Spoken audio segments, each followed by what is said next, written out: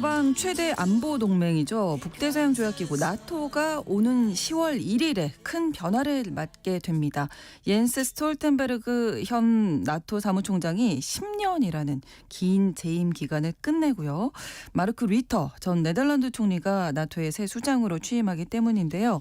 리터 전 총리 어떤 인물인지, 그리고 지금 현 시점에서 나토 수장이 교체되는 것이 정치적으로나 군사적으로 어떤 의미가 있는지 살펴보도록 하겠습니다. 글로벌 이슈, 오늘은 이현미 국제전문기자와 함께하겠습니다. 어서 오세요. 네, 안녕하세요. 네, 자, 리터 전 총리가 사실 지금 두 개의 전쟁도 있고 너무나 어려운 때에 새롭게 취임을 하게 됩니다. 네. 이제 스톨텐베르그가 이제 지난 10년 동안 지정학적 주요 변화를 잘 헤쳐왔다. 그래서 굉장히 나토가 좀 안정적으로 됐다. 뭐 이런 평가를 받고 있어요. 그렇군요. 그래서 이제 나토의 향후 10년을 그러면 어떻게 대응하느냐. 이게 이제 나토의 미래가 결정이 될 것이다. 뭐 이런 분석이 나오고 있고요. 네. 그러면 이제 어떤 문제를 좀 생각해 볼 수 있느냐. 러시아에 맞서서 이제 나토의 방어력과 억지력을 어떻게 강화를 하고 나토 회원국들 간의 분열을 어떻게 막을 것이며 우크라이나의 나토 가입을 또 어떤 도움을 줄 수 있을지, 네. 그리고 중국이 제기하는 도전에는 또 어떻게 대처할지, 뭐 이런 것들이 리터 앞에 놓인 정말 쉽지 않은 도전들과 과제라고 할 수 있을 것 같습니다. 네. 그래서 이제 프랑스 일간 르몽드 등에 따르면 이제 조 바이든 미국 대통령이 한 1년 반 동안을 줄기차게 이제 리터에게 나토 수장을 맡아달라 이런 요청을 했었다고 해요. 그렇군요. 네. 네. 하지만 리터가 이제 그 요청을 계속 거절을 하다가 네. 지난해 이제 네덜란드 연정 붕괴로 인해서 총리 사임 의사를 공식 발표하면서 달라진 입장을 좀 나타냈다고 합니다. 이제 바이든이 봤을 때 리터가 나토 동맹국들이 이제 공통된 입장을 찾을 수 있도록 중재하는 능력이 탁월하다. 뭐 이렇게 판단을 하고 있는 것 같고요. 네. 그리고 바이든은 개인적으로도 리터를 이제 좋아해서 지금까지도 좋은 관계를 유지하고 있다고 합니다. 네. 그리고 이제 러시아와 중국의 도전 등에 대해서 같은 가치와 판단을 공유하고 있는 그런 파트너다. 뭐 이렇게 생각을 하는 것 같아요. 네. 자, 그럼 어떤 인물인지 좀 알아볼까요? 리터 전 총리. 네, 올해 57세고요. 네. 이제 중도 보수 성향의 소탈한 성품을 가진 정치인 이렇게 알려져 있습니다. 네. 네덜란드 수도 헤이그에서 대학생 시절 친구들과 함께 매입한 집에 아직도 거주하고 있다고 하고요. 그래요? 네네. 그리고 자전거 매니아로 알려져 있어요. 그래서 이제 총리 시절에 자전거를 타고 이제 수도 헤이그를 돌아다니는 모습을 자주 볼 수 있었다고 하고요. 그야말로 소탈한 총리였군요. 네네. 그래서 이제 또 이제 자신의 후임 총리에게 총리직을 넘겨주고 퇴임하는 마지막 날에도 자전거를 타고 퇴근을 했다고 합니다. 네. 그래서 이제 총리 재임 시에는 사무실에서 회의장까지 이제 걸어가면서 사과를 먹는 모습을 종종 볼 수 있었다고. 그래서 굉장히 소탈해 보였다. 네, 뭐 네, 이렇게 네. 판단을 하는 것 같고요. 네. 결혼한 적이 없는 싱글이고요. 어릴 때 꿈은 피아노 연주자였고 독실한 기독교인으로 알려져 있습니다. 네. 대학에서는 역사학을 전공을 했다고 하고 정계 입문 전에는 이제 그 민간 기업인 유니레버에서 일했다고도 하고요. 그렇군요. 네네. 정계 입문은 어떻게 했을까요? 그 2002년에 정계 입문을 했고요. 네. 그래서 이제 하원 의원으로 정계 입문을 해서 이후에 이제 여러 장관직을 거쳤습니다. 그리고는 이제 보수 성향 자유민주당의 당수에 오른 뒤 2010년부터 이제 중도 보수 성향의 연정을 이끌어서 올해 7월 초까지 재임한 네덜란드 최장수 총리라고 보시면 되고요. 그렇군요. 네덜란드가 정치적으로 연정이 굉장히 이제 활발한 그런 국가더라고요. 네. 그래서 이제 코로나19 대유행, 경제 위기 등 각종 난국에도 무난하게 이제 국정을 운영했다는 평가를 받으면서 네. 미스터 노멀이라는 별칭이 생겼고요. 저 사실 아까 어떤 인물인지 이렇게 쭉 말씀해 주실 때 네네. 꿈도 피아노 연주자였다고 하죠. 사과 먹고 뭐 자전거 타고 너무 그냥 평범한 분이시구나. 그렇죠. 이런 네. 생각했거든요. 네네. 그래서 국정 운영 미스터 스타일도 노말이 정말 맞는 것 같아요. 네. 그래서 이제 정치적 위기를 이제 불러온 스캔들 속에서도 살아남은 테플론 마르크라는 별칭도 이제 함께 따라다녔습니다. 이 테플론이라는 게 네. 허물에 대한 비판이 통하지 않는 정치인 뭐 이런 개념으로 보시면 될 것 같고요. 그래서 이제 실내로 2019년 네덜란드 당국이 인공지능을 활용해서 수만 명의 부모가 양육 수당을 부정수급했다고 이제 발표를 했다가 네. AI 분석에 이제 오류가 있었던 사실이 이제 밝혀진 적이 있어요. 네. 그때 이제 리터가 당시 사태에 이제 책임을 지고 내각 총사퇴를 발표를 했는데 네네. 그 다음 총선에서 자유민주당이 또 이제 승리를 한 거예요. 그래서 이제 총리직을 계속 유지를 했죠. 이제 유로뉴스 등 이제 외신들이 이제 평가하는 걸 보면 바이든이 앞서 평가한 것처럼 리터를 타협을 중재할 수 있는 자기 통제적 태도를 가진 인물 이렇게 보고 있더라고요. 예, 위기 관리 능력이 있다. 정치인으로서는 네, 리더십이 있다 이렇게 봐야 되겠네요. 네네. 네. 그 네덜란드 이제 내부에서의 문제를 해결할 수 있는 위기 관리 능력뿐만 아니라 네. 우크라이나 전쟁 관련해서도 이제 그렇고 유럽 연합이 직면한 여러 문제에 대해서도 이제 강력한 목소리를 내면서 네. 위기 관리를 해왔다는 평가가 있습니다. 2010년대에 그 유로존 위기가 발생했을 때 네. 당시 이제 리터가 큰 타격을 입은 남유럽의 긴축 정책과 경제 정책을 이제 강력히 지지하면서 강경한 협상가의 모습을 이제 보여줬다고 하고요. 네. 그리고 2016년에는 티르키예를 통해서 유럽의 난민 유입을 억제하기 위한 EU 트르키예 협정을 체결하는 데 중요한 역할을 또 하는 등 해결사로서의 면모도 보였다고 합니다. 네. 그 외신들은 이런 리터의 이제 리더십을 종종 실용적이다, 뭐 이렇게 묘사를 실용적이다. 하고 있고요. 네. 네. 리터 이제 자신도 이제 2013년에 했던 연설을 보면 네. 비전은 시야를 가리는 코끼리와 같다, 이렇게 표현을 했어요. 이제 이 말의 의미를 보면은 지나치게 원대한 비전은 실질적이고 실행 가능한 거버넌스를 방해하는, 그러니까 매우 현실적인 이제 발언을 한 거죠. 그렇죠. 네, 이런 리터의 이제 실용주의는 유럽 난민 위기 그리고 코로나19, 우크라이나 전쟁 등 여러 문제를 해결하는 데 이제 중요한 역할을 했다. 이렇게 전문가들은 좀 평가를 하고요. 이번에 이제 32개 회원국이 만장일치를 해야만 이제 나토 사무총장이 될 수 있는데 네. 이 32개국을 설득하는 과정에서도 굉장히 실용적인 모습을 보였다. 이렇게 외신들은 보고 있더라고요. 그렇군요. 네. 여기에 블라디미르 푸틴 러시아 대통령 저격수다 이렇게 알려져 있죠. 네, 리터는 이제 늘 대러 강경 입장을 고수하면서 유럽연합의 꼬인 현안을 풀어온 해결사이자 승부사, 이렇게 보시면 될 것 같습니다. 리터가 이제 대러 강경 입장을 갖게 된 거는 나름대로 이유가 있습니다. 네. 그 2014년 7월에 네덜란드 공항에서 이륙한 말레이시아 여객기 MH17편이 네네. 우크라이나 상공에서 러시아제 미사일들을 맞고 격추가 된 적이 있어요. 그때 이제 희생자가 298명이었는데 196명이 네덜란드인이었어요.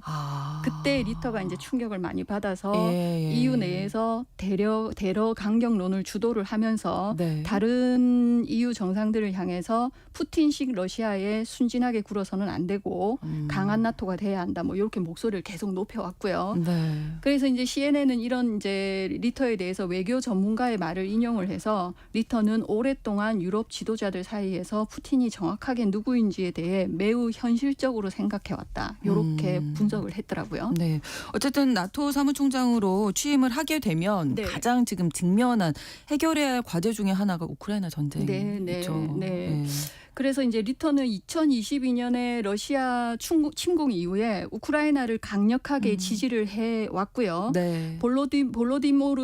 볼로디미르 그 젤렌스키 우크라이나 대통령이 이제 그래서 리터를 이제 부를 때 내 네. 친구 마르크 뭐 요렇게 막역하군요. 네네. 자주 관계도 불렀고 좋고. 네. 국제사회가 이제 우크라이나에 F-16 전투기를 지원을 하고 조종사를 훈련하도록 이제 앞장서는데도 리터가 역할을 했고 네덜란드 내 극우 세력의 반대를 물리치고 우크라이나와 10년 방위 조약을 맺는데도 이제 역할을 많이 했습니다. 네. 그리고 앞서 말씀드린 것처럼 푸틴 저격수로도 이제 잘 알려져 있기 때문에 나토 사무총장에 이제 취임을 하면 러시아와 나토 사이의 뭐 긴장이 더욱 고조되는 그런 상황이 좀 예상되기도 하고요. 그래서 지금 제일 관심사가 이제 네. 우크라이나가 요청을 했죠. 러시아 본토를 타격할 수 있는 미사일 사용에 대해서 승인을 해달라 이런 네, 얘기 네. 계속 나오고 있는데 네.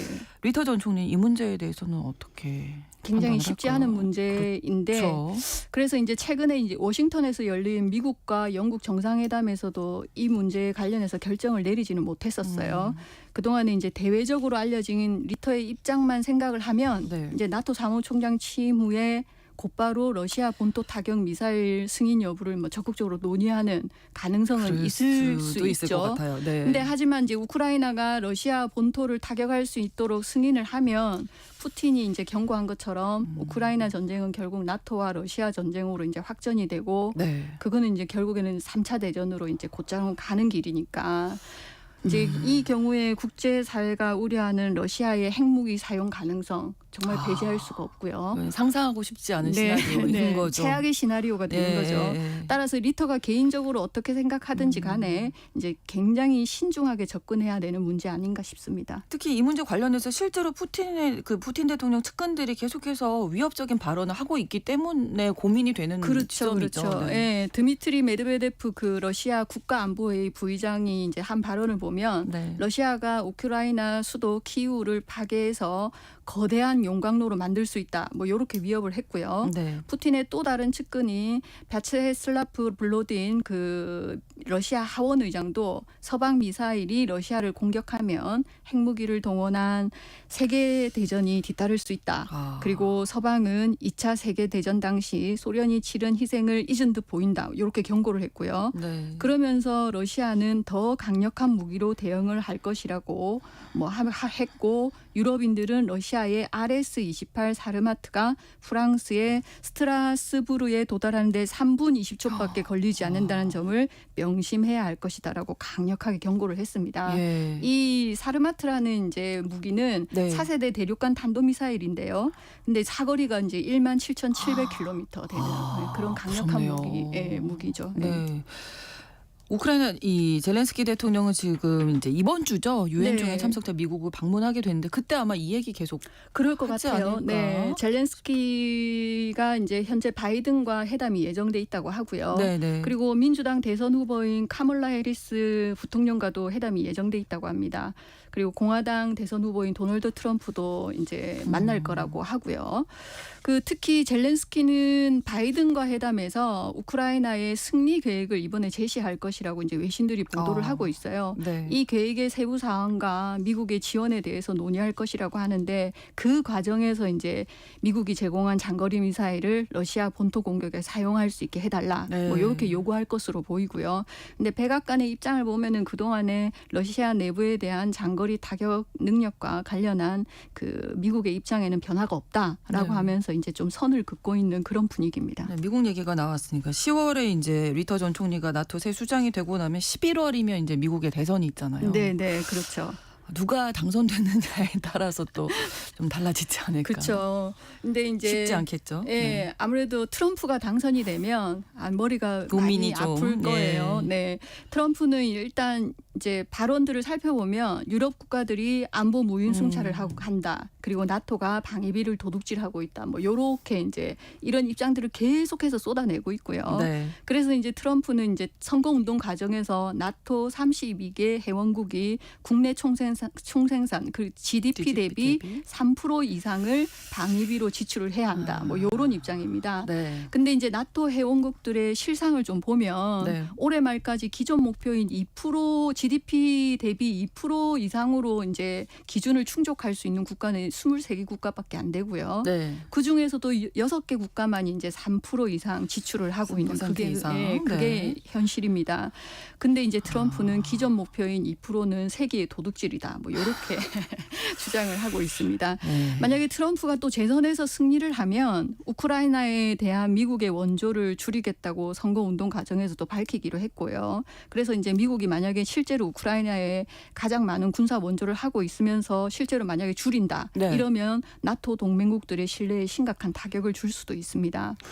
그리고 이제 트럼프가 이제 당선이 됐었을 때를 가정을 해보면 네. 우크라이나의 나토 가입 또한도 이제 방해하거나 무산시킬 수도 그렇죠. 있겠고요. 네. 이와 관련해서 나토가 이제 그런 걱정들이 있어서인지 지난 7월 정상회의에서 채택한 공동 성명을 보면 네. 우크라이나의 나토 가입은 돌이킬 수 없는 길이다. 뭐 이렇게 이제 명시를 했더라고요. 그럼 리터 전 총리가 트럼프 잘 상대 가능할까요? 그 CNN 등 외신이 이제 전문가들의 분석을 보도한 것을 보면 네. 리터가 이제 트럼프를 잘 다룰 줄 아는 몇 안 되는 정상 중 한 사람이다. 이렇게 보고 있더라고요. 네. 그 리터가 매우 노련한 위기 관리형 정치인이기 때문에 나토 동맹의 결속을 유지하기 위해서는 이제 그가 필요하다. 뭐 이런 입장이기도 하고 네. 또 트럼프 일기 때 리터가 이미 트럼프를 상대했던 경험이 있기 때문에 네. 동맹을 약화시키는 것을 막는데 도움이 될 수 있다고 분석하기도 했더라고요. 이제 트럼프 일기 때 신뢰를 보면은 2018년에 나토 정상회의가 열렸는데 거기에서 이제 리터가 나토 회원국 방위비 지출 문제로 인해서 발생한 트럼프와 다른 정상들 간 긴장을 완화하는 데 상당한 역할을 했다고 합니다. 네. 그래서 이제 당시 트럼프의 예측할 수 없는 스타일을 잘 관리할 수 있다. 네, 관리하는 리터가. 능력을 리터가 이제 탁월하게 보여줬다. 뭐 요렇게 보는 것 같고요. 예. 또 이제 트럼프 같은 경우는 우리가 알다시피 굉장히 좀 무례하게 뭔가를 요구하는 그런 스타일이잖아요. 네. 그러면서도 트럼프가 상대는 매우 정중한 방식으로 반박하는 것을 되게 좋아한대요. 근데 이제 예를 들어서 트럼프가 이제 미국과 네덜란드가 무역 적자에 대해서 얘기하던 한 회의가 있었는데 네. 리터가 이제 그 트럼프의 주장에 대해서 매우 정중하면서도 약간 유머러스하고 그리고 웃으면서 이제 트럼프 주장에 반박을 했었다고 합니다. 네, 네. 그랬더니 이제 트럼프가 그런 리터의 좋아해요. 태도를 매우 마음에 들어하면서 네. 뭐 이제 좋아했다고 하고요. 리터가 그래서 이제 슈퍼 히어로는 아니다. 이제 그거는 그렇죠. 전문가들도 네, 다 네. 인정을 하고요. 네. 그러나 최소한 트럼프를 견제할 정도는 되지 않겠냐. 뭐 이렇게 보고 있더라고요. 임기는 언제까지인가요? 일단은 앞으로 4년간이고요. 네. 근데 이제 스톨텐베르그 현 사무총장도 이제 2014년에 취임을 해서 여러 차례 임기가 연장이 됐어요. 그래서 10년 네, 그래서 10년으로 이제 네. 10년 만에 물러나게 된 것이고 해서 네. 리터도 같은 상황이 벌어질 수 있을 것으로 보이고요. 스톨텐베르크에 대해서 조금 더 말씀을 드리면 1971년부터 84년 재임한 조지프 린스에 이어서 역대 두 번째 최장수 사무총장으로 이제 기록이 됐습니다. 네. 그래서 이제 향후 그는 이제 미넨 안보회의 의장직으로 자리를 옮겨서 또 이제 역할을 한다고 그렇게 알려져 있습니다. 네. 전체적으로 이제 아까 미스터 노말이라고 말씀해 주신 것처럼 네. 좀 평범해 보이지만 어떤 자기 신념도 있고 네, 그리고 상식적이고 상식적이죠. 네, 이게 네, 참 네. 중요한 것 같아요. 네. 요즘 세계 경제 뭐 정치 돌아가는 걸 보면 네, 네. 상식적인 리더가 얼마나 중요한지 그렇죠, 그렇죠. 이제 나타날 때가 됐다 이런 네, 생각이 네. 드는데 그런 인물이 아닌가 이런 네. 생각도 들고요. 어떻게 보세요? 어떻게 잘 좀 위기를 관리할 거라고 보십니까? 어떤 과제들이 참 많은데 제가 보니까 이 리터라는 사람은 그 굉장히 그 14년 동안 어쨌든 그 총리를 지냈고 했잖아요. 네. 총리를 하면서 그 네덜란드의 정치가 굉장히 복잡하더라고요. 쉽지 않죠. 네, 쉽지 않고 그리고 이번엔 또 극우가 네, 이제 집권을 네, 네. 하기도 했고 네. 그런 상황들을 굉장히 오랫동안 뚫고 나온 사람이기 때문에 그 저력이 있겠죠. 네, 그래서 나름대로 내공이 좀 있지 않을까 저는 그렇게 생각을 합니다. 네. 네. 참 산적해 있는 지금 세계에 두 가지 전쟁도 있고 네. 뭐 대선도 미국 대선도 앞두고 있어서 네, 좀 여러 가지 과제가 있을 테지만 네. 어떻게 나토 신임 수장으로서 마르크 리터가 취임하게 되면 어떻게 헤쳐나갈지 또 지켜봐야 되겠습니다. 오늘 네. 글로벌 이슈 이현미 국제전문기자와 함께했습니다. 고맙습니다. 네, 감사합니다. KBS 라디오 신성원의 오늘 세계는 오늘 순서 마치겠습니다. 저는 내일 오전 11시 5분에 다시 뵙겠습니다. 고맙습니다.